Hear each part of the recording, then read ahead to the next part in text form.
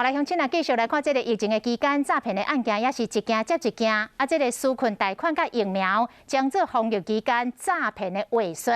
讲敢若高雄今年1月到5月，就比去年加出着55件诈骗的案件。所以咱的乡亲时代这段时间，若接到机构的电话或者是信息，都要提高警觉，多方面去查证，唔通去互骗去。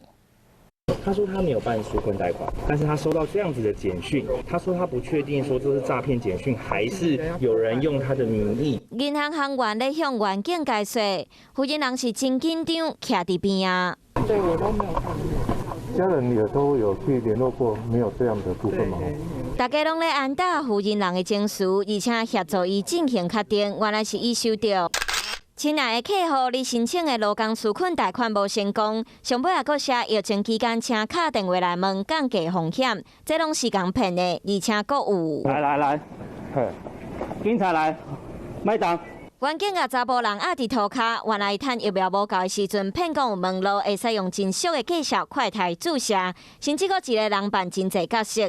诈骗集团伫疫情期间阁继续咧骗。以高雄来讲，诈骗案件去年1月份到5月份是1060件，今年同期是1115件，增加55件。前3名的地区，凤山分局辖区162件，三民二分局121件，中央分局90件。110年5、6月。 诈欺案件跟去年同期相比，有增加了33.1%。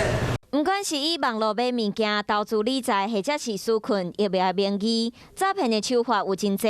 虽然因为疫情，民众拢伫厝内，不过也是要经过查证，避免钱互骗去。来。